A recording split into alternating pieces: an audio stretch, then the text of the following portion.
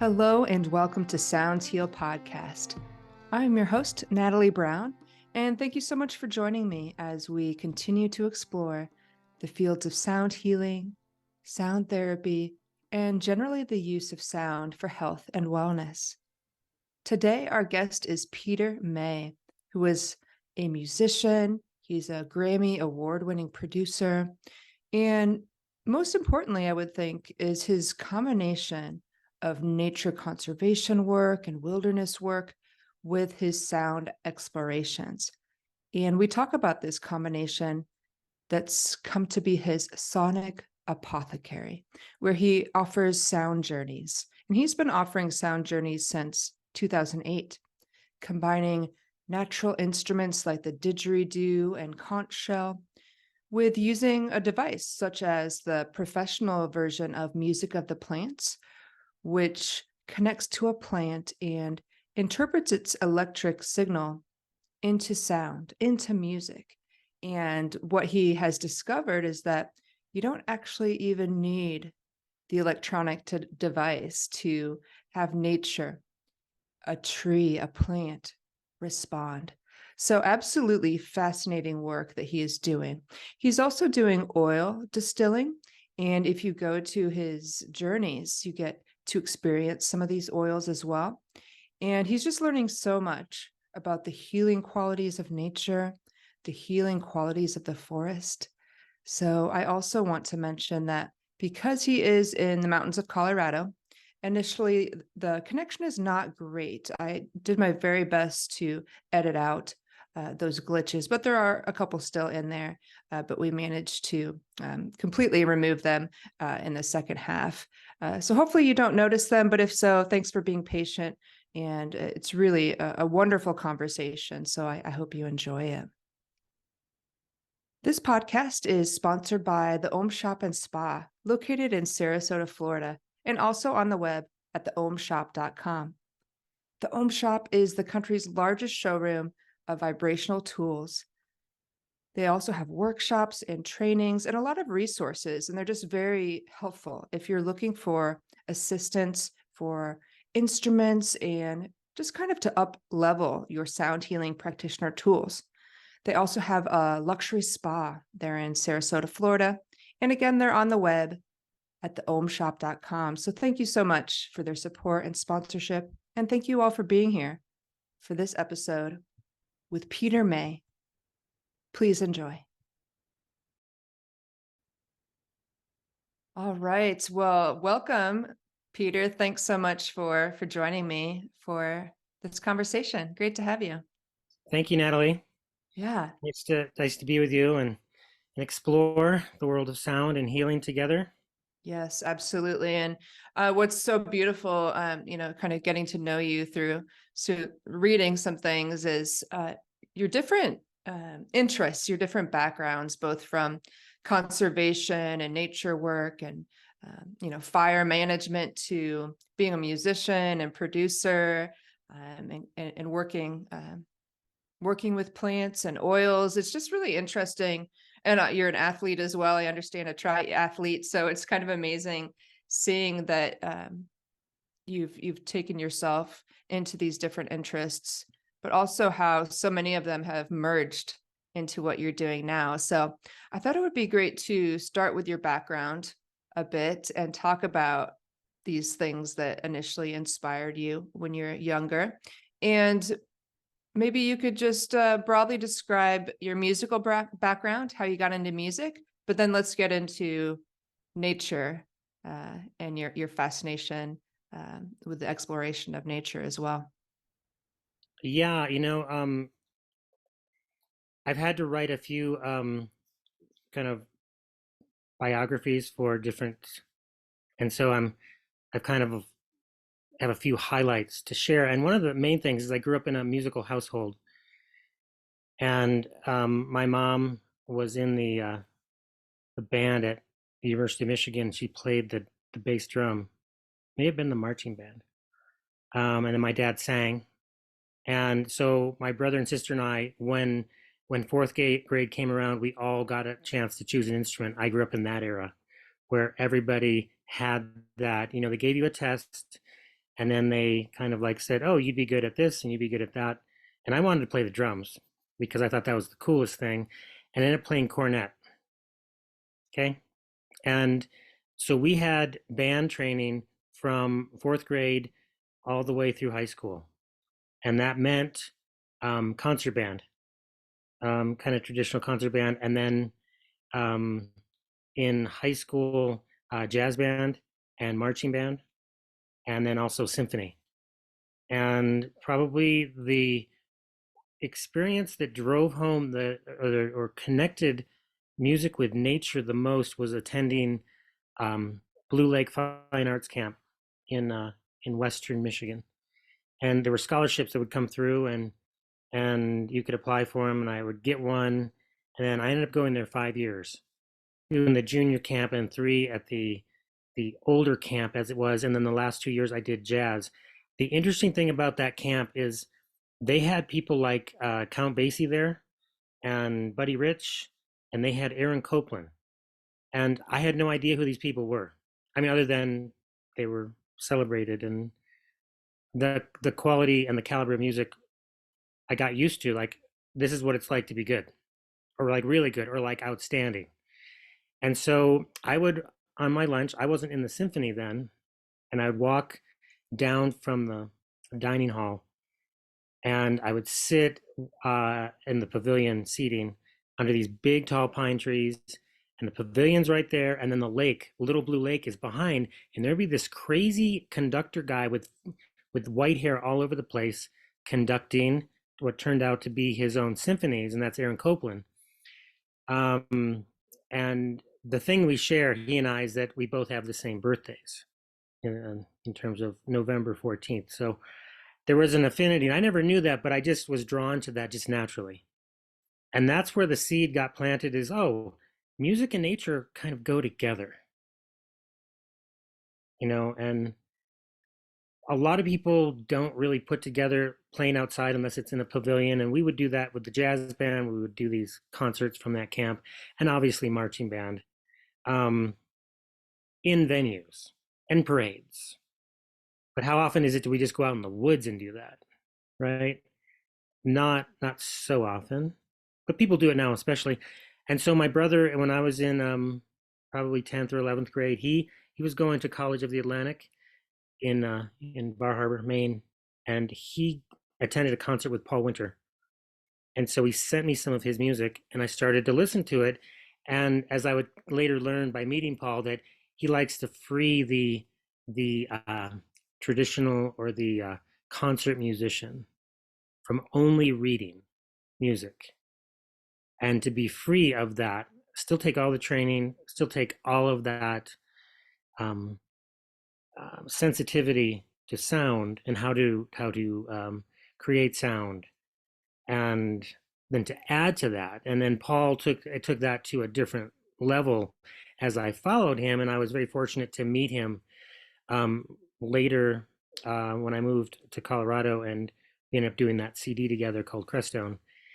And what he does, and being with him, is he likes to reveal the music that is in nature. And then we got to experience that firsthand. And that was very kind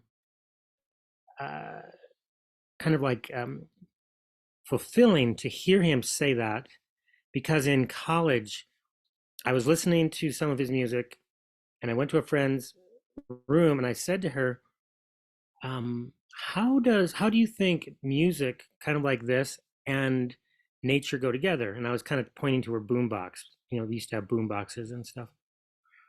And she goes, it was weird because she goes, I was just thinking about that the other day. And that was very, very, very my question. It's like, how does it go together? Is music just a human creation? Basically, is the question. Is it just human, or does it exist on its own? Or are we part of it? This whole thing, right? And so one particular winter solstice where I live in Colorado, I went up on my skis with my dogs, and I got my trumpet, and knowing that Paul did this, he plays he went down the Grand Canyon. I saw that video of him recording in the Grand Canyon with Eugene Friesen, and I remember the video. um, of Eugene being at the front of the raft going through one of the major rapids, and his cello is strapped to the raft. And that image is obviously still in me, and it lives in me. And because they created the CD, the album called Canyon, which was also my introduction to sound healing, because I could put on Grand Canyon Sunset, listen to it, and ground so much that if I was like feeling sick or the flu or something, I was able to feel that grounding enough, or the support to get over that very quickly. And so, anyways, I went up to this particular meadow. It's just under 10,000 feet, and I played my trumpet. And the nature of this meadow is it takes whatever sound you give to it, and it brings it back in a reverberation, echoes, and things. And so I was playing all Paul Winter's Winter Song album because I knew it by heart. I mean, I just knew it. And I played and played and played until and just listened to the echoes and reverberations. And I played until my hands could not move anymore because it was cold. There's 2 feet of snow. And so I stopped and I just listened to the last echoes and reverberations in this little meadow. And there's nobody there. My dogs are sleeping. They're snow dogs. They're fine. And I noticed that there was no sound because there's no insects, there's no wind. And the only sound was the sound of me moving my feet in the snow, a little crunchy sound. So I said, oh, well, maybe I could listen to it, to that no sound, because how often do we get that anywhere anymore? And so I listened, and I kind of got into it.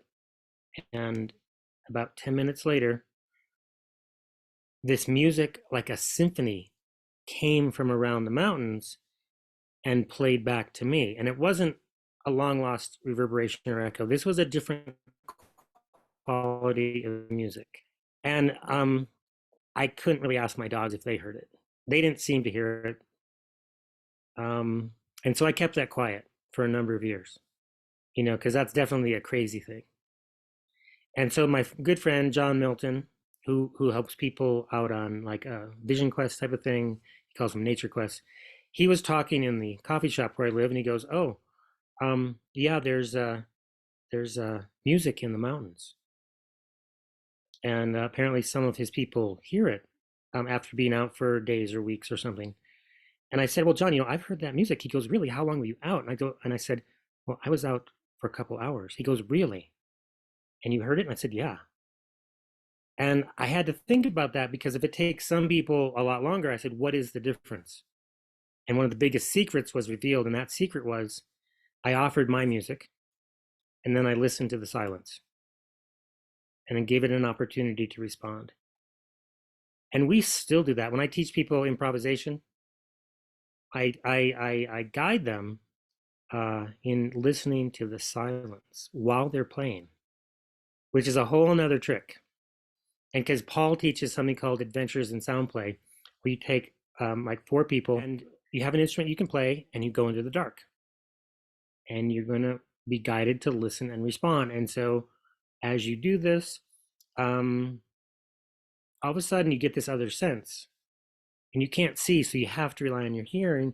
So somebody begins, and then someone answers, and it's call and response, call and response. And Paul actually does this in his concert at least one piece every concert, usually. And the funny thing is now is that particular occurrence up at this high meadow. Later, I would come to know that there's a lady came up to me and in where I live and said, I have a machine that helps the trees sing. And I didn't believe her. So I said, I'll meet with you. And so we got together and we plugged in the tree, and it made a sound. And I go, oh, it's interesting. It made one sound. It's not that big a deal.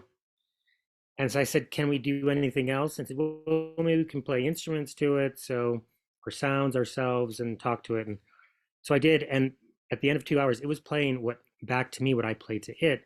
And it turned out that music coming out of what's called the Dominher Music of the Plants device, the U1 professional model that she had then, was very, very similar to what I heard up high naturally.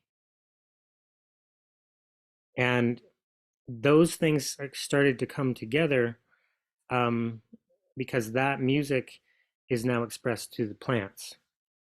And it's not limited to the plants, and like we just did in Hawaii and other places, and here. And please don't tell the Damaher people either. I'm telling you all these things not to say I'm kind of kidding too, is that we can also express the sound through stones. And we're hoping to do a concert at some point at one of the major venues here in Colorado that is known for its rocks, because it has heard so many uh, bands over time. And what's kind of remarkable is that during some of our concerts, that phenomenon of a plant or something else coming through in the concert will happen, and that plant or whatever it is not plugged in. And so it's like the dimension of whatever allows that to happen is opening. And we kind of in 2006 I started distilling the oils, and then by 2008 we were doing these kind of mini journeys with the trace elements and the oils. And they were, it turns out, I learned later, but I knew that that particular formulation is triggered by sound, and it's a very exact sound. And that sound, I have it right here, is 528 hertz. And it's not that it's the only healing frequency, but it's one of them. And going back now to go up high, when we did the Crestone CD, Paul invited me to play the conch shells, which I've been playing for years. And so he wanted me to play with Koji Nakamura from Japan, and he was playing the taiko drums. And on that particular project, I was the expedition manager, and so I had to get the giant taiko drum up there, which was its own deal. We went up to, about 12,000 feet. It's a hiking trail. It's four things. It was a challenge, but we get it up there, and I'm on one side of the lake, Koji's on the other, and Paul says, "Let's see what you got." And so I play, and then Koji plays, and it's not so good. We did it for a little bit, and it's not so good. He goes, "Let's take a moment." Paul goes, and so something shifted, and all of a sudden, Koji and I got into it.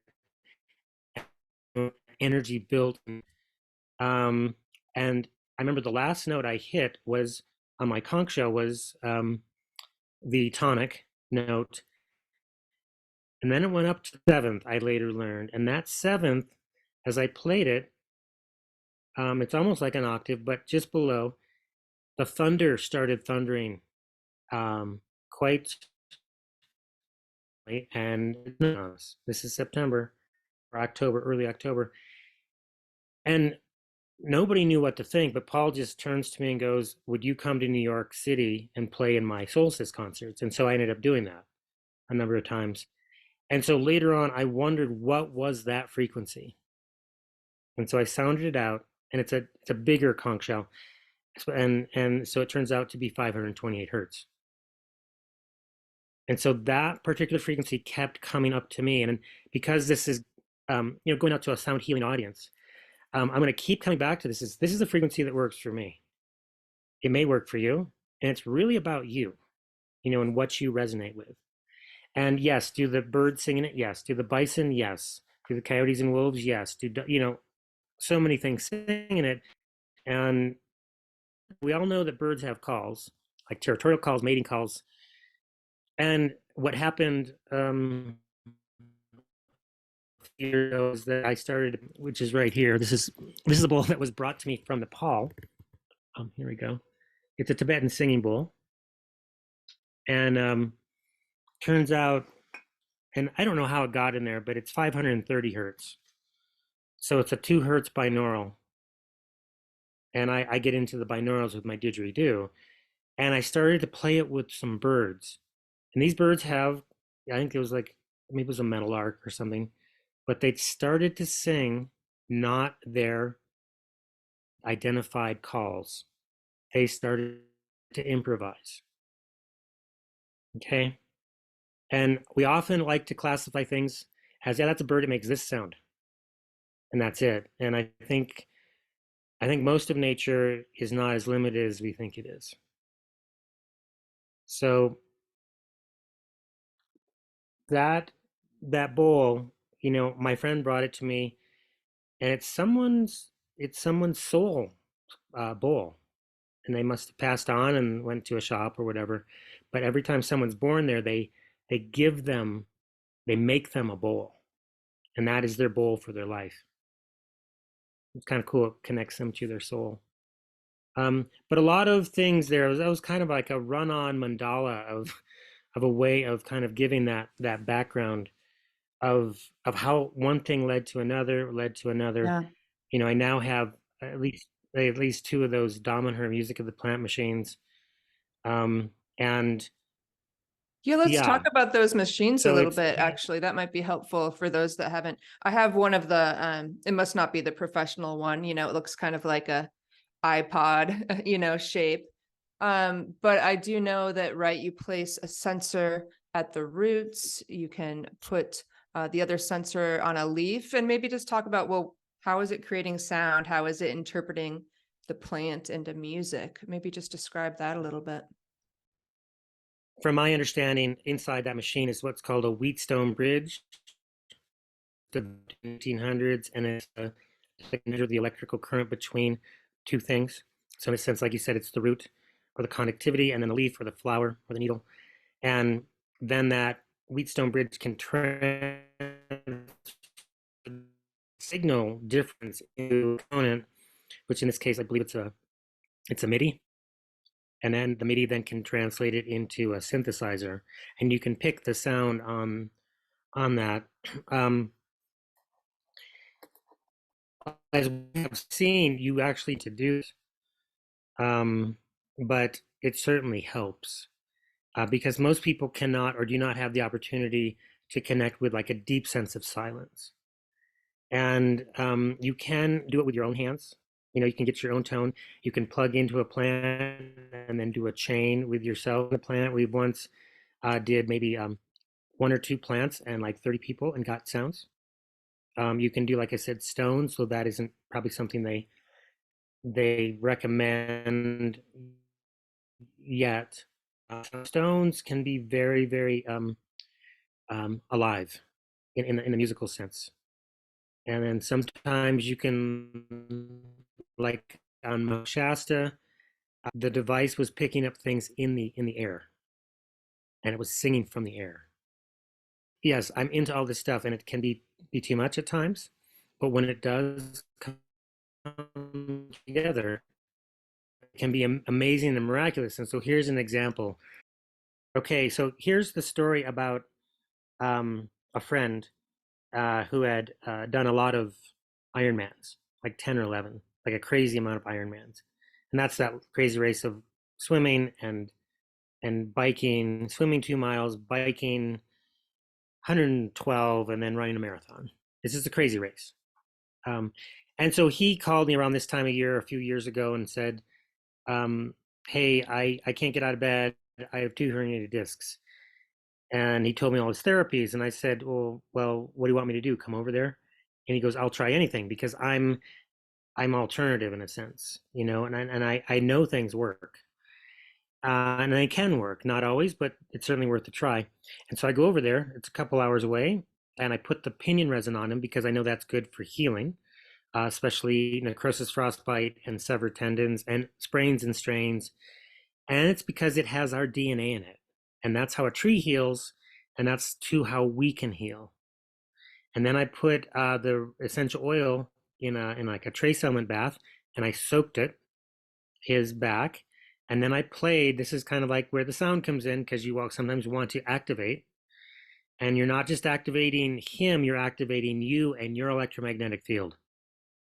Okay, and then we haven't even approached that yet, but this is really important. I think many of us who are into this have other words for that, but I'm going to use that word.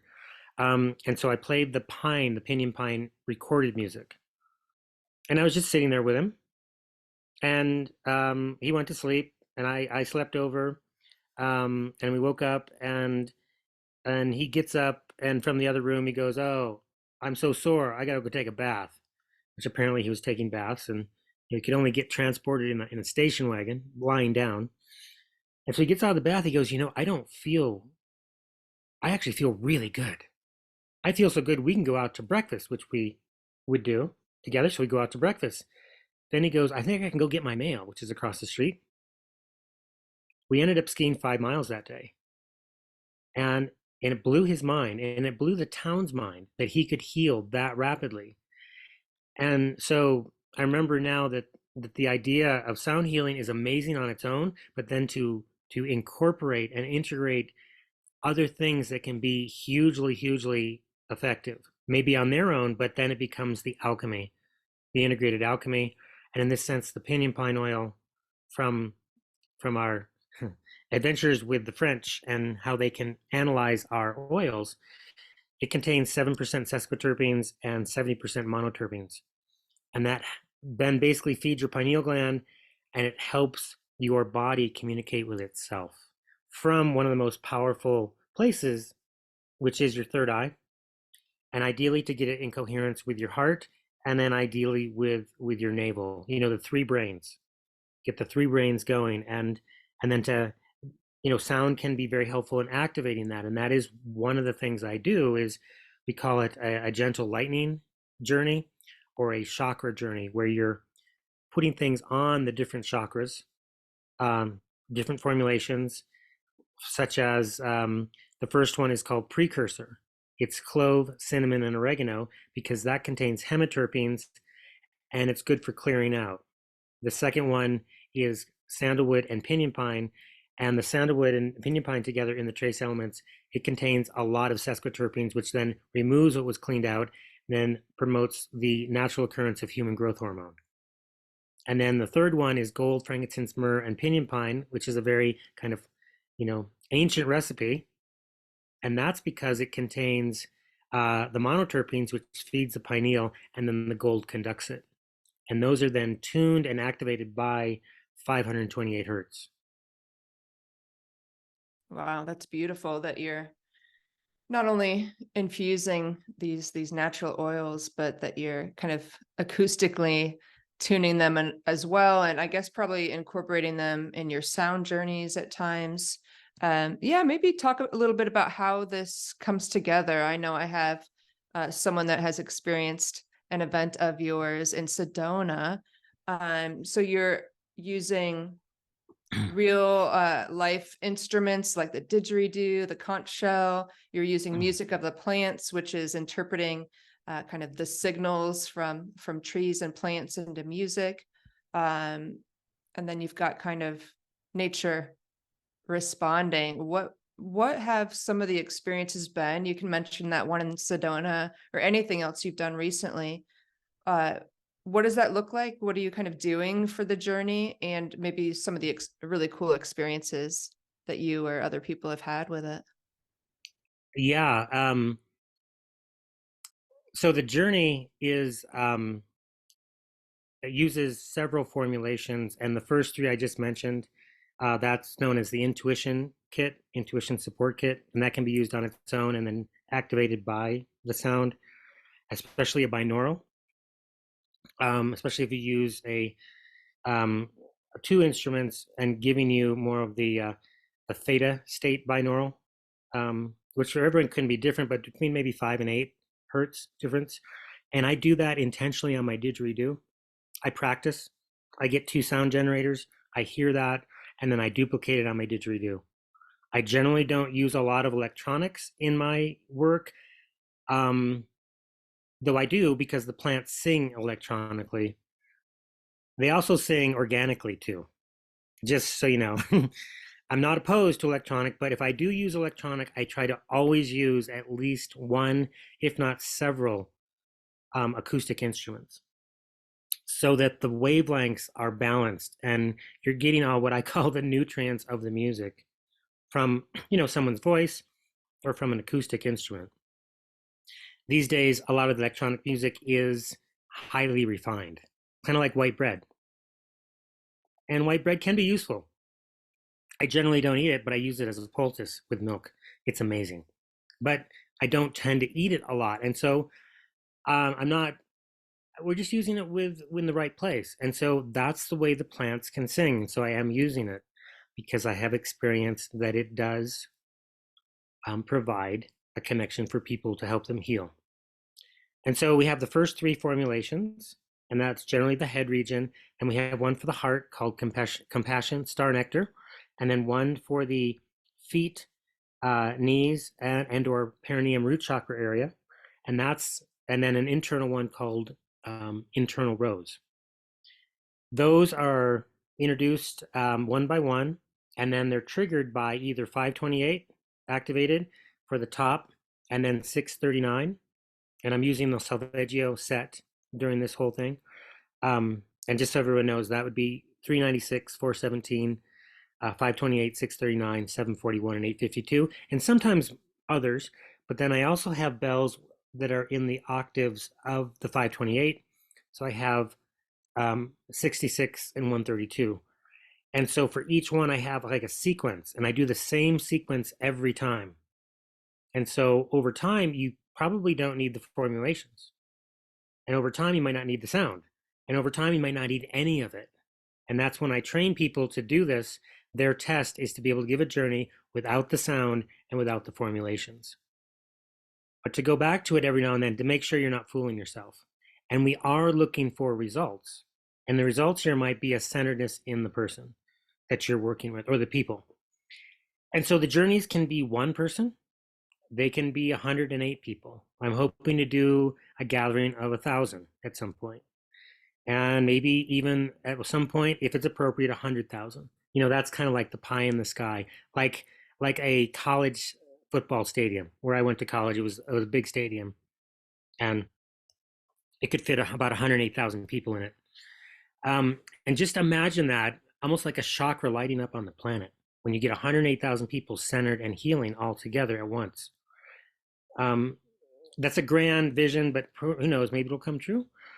And so we do these journeys, and then once you're open and the chakras are aligned, we can also then maybe attend to the other chakras with what we call the chakra journey, which is then attending to the navel.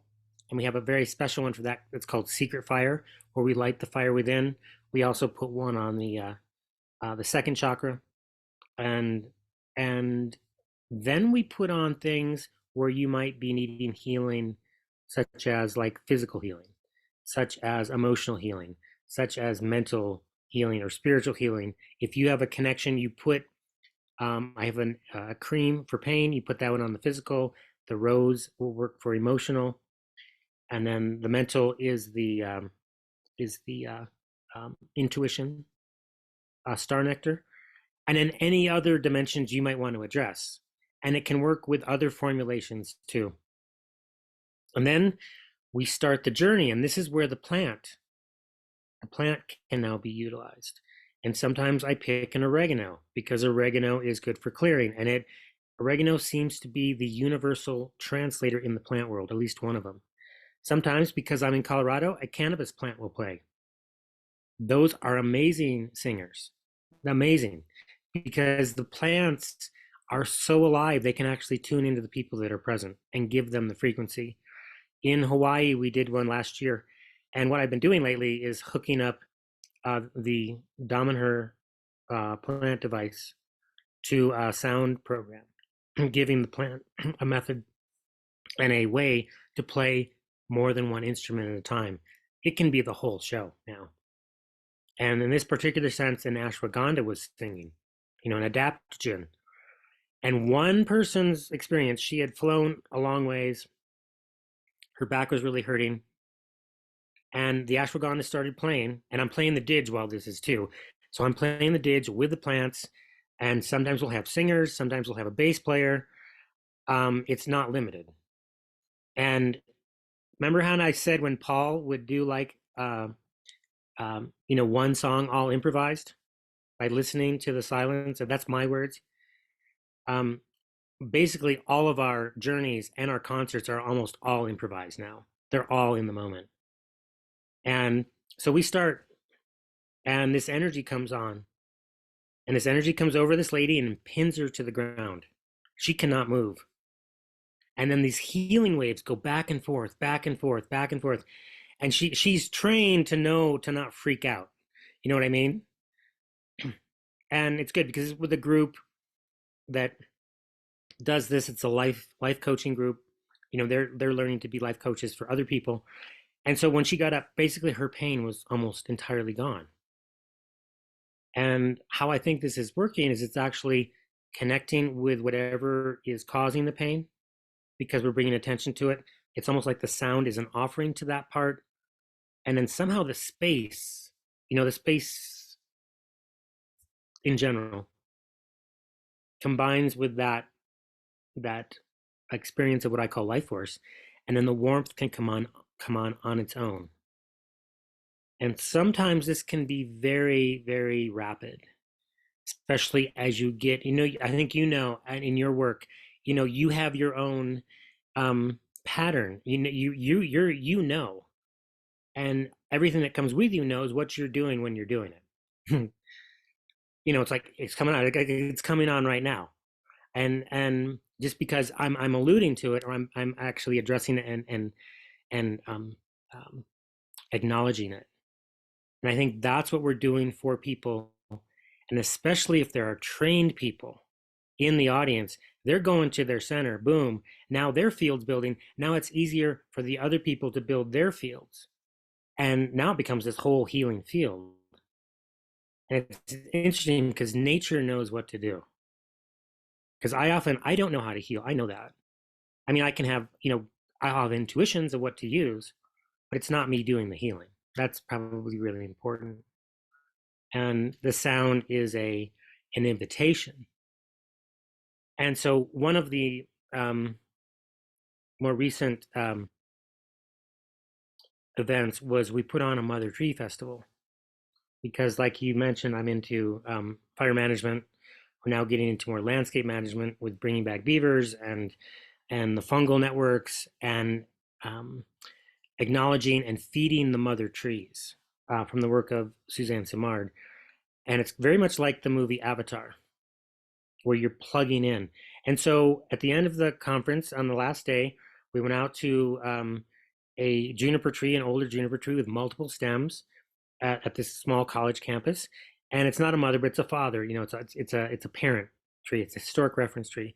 So we put down a product I make called the Mother Tree Food, which is trace elements, effective microorganisms, shilajit mud, and mycorrhizal fungi. And everyone gets a little cup. They put it on the tree. And this is how I've fed my mother tree, my pinyon pine. It's a pine nut tree. And as I did this over the last 8 to 10 years, instead of producing nuts every 7 years, they produce nuts every 2. And then this last cycle, I fed only her, and she fed all of her children. And they all produced nuts. And how I triggered it was with 528 hertz, because that is the resonance of the trace elements. So this is all just functionality. So we put the mother tree food on. Everybody gets a chance. There's like 23 people. And then I'm standing at the tree, said, okay, now we're going to activate it. And I only have one bell. And so I start hitting the bell. And to the southwest, for some reason, this pulse of energy started to emanate out from the tree. And people could go, what's going on? What is this energy? And there were 2 people there, apparently in pain. One woman who was in pain all weekend. And as soon as the energy hit her, it took away all her pain. And the second person does a lot of computer work, and it's carpal tunnel, whatever, 90% of it was relieved instantaneously. And that really threw, like what is going on here? The questions, what is going on? That wasn't my intention, though I am going to acknowledge it, and I will receive that. And so then we were able to do it again and again and again. And that's where the idea and now the reality of healing forests have come forth. Wow. And does it have to be 528? I don't know, but I know that activates the trace elements. Right. Wow. That's amazing. And so much to explore there. Right. And does it have to be 528 hertz? Maybe it doesn't matter, but you found that it does activate that. So why not stick with that? We can Wow. stick with that, and we can add Yeah. over time, Yeah. Right. It's Right. explore. So what's next? What are you going to explore next with it? Do you have any particular locations or I uh do. yeah. Yeah, and I wanted to share one other story because as I really appreciate, you doing this because I like to keep secrets. And at this point in time, I'm trying to share as many secrets as possible, especially if they'll be helpful. I hope people believe this. I hope they get to experience it. And one of the events that did happen on many, I'm up to about, in terms of participants in these kind of journeys, whether they're healing journeys or concerts, mainly journeys, about 9,400 since 2008, and we're on our way to 10,000. And a concert, a concert, a plant concert, we've done many of those, and oftentimes we offer the formulations to people, and that helps people then get into what I can sometimes call the imaginal realm, the realm of the plants, that kind of dreamy state in between worlds or in another world. And one of those was in a mountain town, again nearby. They have a wildflower festival. And I was inspired to do a wildflower CD of plants from there and another ski town, and then here where I live in the mountains. And that's called Spreading Like Wildflowers. And it's just basically flowers and birds and a squirrel. But in this particular concert, it was a wildflower concert. And everybody, there wasn't that many people. It wasn't that big of a selling deal, but I did Zoom it. I did multi or stream it the best we could. And all the we had several flowers there, like columbine and potentilla, and we had the trees there. And we actually did a kids concert too. And I'm going to go out on a limb here. We did the kids concert, and by the second or third song, the kids had no idea what was going on. And the woman that was there, Seraphine, she was actually dressed up as a fairy princess, and they came running to our stage, and they wanted to see, like, what is going on, how are these things doing this. And then my friend who had brought all the kids, the two ladies, I said to him, why did those other two little girls not come? And she goes, well, because they're playing with the two fairies that have come out. I said, okay, so that's really interesting. So we did the adult concert, and it went amazing. And then the last song, um, the aspen was singing, the um, potentilla, which is a yellow flowering shrub, and Seraphine singing. I'm playing the didge and the bells, and it's amazing just by itself. Then about 20 ravens land on an aspen tree, and they start vocalizing. And then the wind starts playing through the leaves of the other aspen trees, making like a percussive sound. And then the what I call the thunder or the thunder dragon is rolling, and it comes to play too. And the thunder dragon actually opened the concert, and it wasn't going to stop until it was acknowledged. And so the way we acknowledged it was we blew the conch shell, and then it stopped within a minute or two. But what's coming? I mean, this is very exciting, and this is an invitation for you and for whoever is hearing this. And we're still putting it together, but we're seeing that the healing forests are an actuality, and they're pretty simple to set up. You feed your biggest mother tree 1 or 2 bottles, or depending on how big it is, of the mother tree food. Perhaps someday I'll teach people how to make it. Right now, it's kind of complex. And we're creating a whole network, because as soon as you make yours, it's going to connect both through the mycelium in the ground, but also what I call the prana in the space, that are activated. And so we now have them in Colorado and in Michigan and Sedona and Hawaii, and we'll be doing more. And so if people would like to do that, but the next thing is around Christmas time and the solstice. And I'm still going to test this out, but I think it's going to work. We're going to be offering a special kind of tree food for Christmas trees, whether they're outside, inside living, and perhaps even the cut trees. Because what's probably going to happen is it's called the Healing Christmas Tree Project. and you can feed your trees.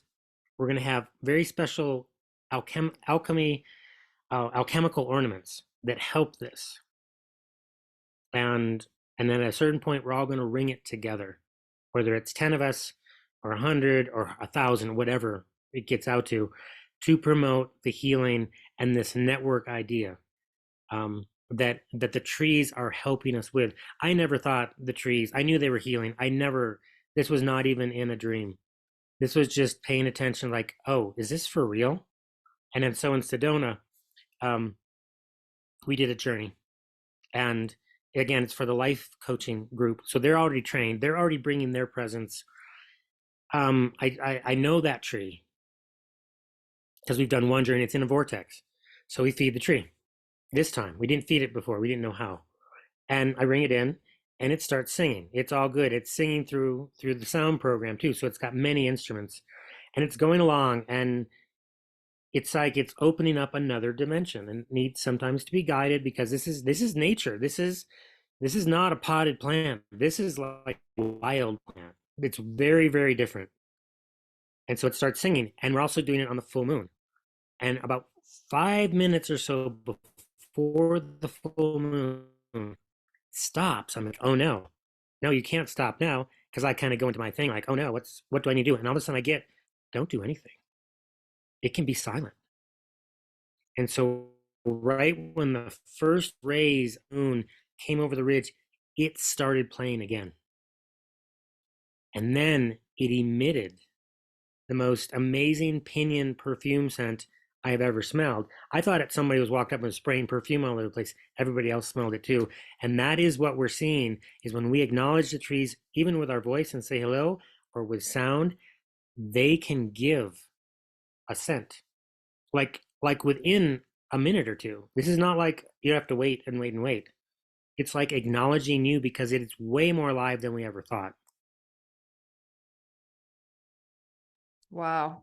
That one gave me chills. Yeah. It's amazing how much we don't know, right? We all kind of um, have this feeling of a deep connection to nature and how much we need it, right? How much perhaps we might not get of that silence and that connection to nature in our lives. But it's much deeper and richer than just that, right? That there's truly a gift that nature is trying to get us to connect to.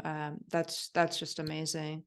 Um, yeah, what a deep connection you have uh, through sound, but also the oils, right? You know, that's vibration as well. To this work that you do, it's just absolutely fascinating. Yeah, yeah, Well, thank you, Natalie. yeah, No, it's very wonderful that you're bringing, your presence and experience, and inviting me in, yes, because yeah, it takes so many of us. It takes as many of us as we have, plus more, to know that it's much more simple than we think, but also much more complex. And that absolutely. complexity, I think, is getting to know ourselves. Mm-hmm, mm-hmm. And that sound is definitely one of the most amazing vehicles for this. Right, right. Just for a deeper connection and expanded awareness. Yeah. Thank you so much, Peter. I really hope that I actually know that I'll be able to experience your work in person someday. I just hope it's soon, but I'll definitely next time I'm in Colorado, see what you're up to. So thank you so much for your beautiful work, and may it continue to expand and um, the healing forests. I think you're just on the tip of something extremely important. So thank you for sharing that. You're welcome. And it's a dual thing. It's healing. As one of my friends who loves words, he goes, it's healing forest, healing for us, and it's also healing the forest. And so we have numerous projects where we're making mycelial mounds and then activating them with the sound. And we're going to have bells out in the woods that people can hit. Yeah. And again, it's not just the sound; it's also our presence. And like at Right. our local hot springs, there's a healing forest set up with three larger trees, so people can soak and they can come out and hit the bells, and just add to it and add to it. And Um, like I said, if these are secrets, they're not meant to be. They're meant to be shared. It's just it's not known, and so people can, see if they're connected to it. Thank you for tuning into this episode of Sounds Heal Podcast, sponsored by the Om Shop and Spa. You can keep up to date on what's coming up next at soundshealstudio.com, on Facebook at Sounds Heal Studio, Instagram, Natalie Brown, Sounds Heal, and you can watch previous episodes as well as listen to some sound meditations on the YouTube channel, Sounds Heal Studio. Be well and stay tuned.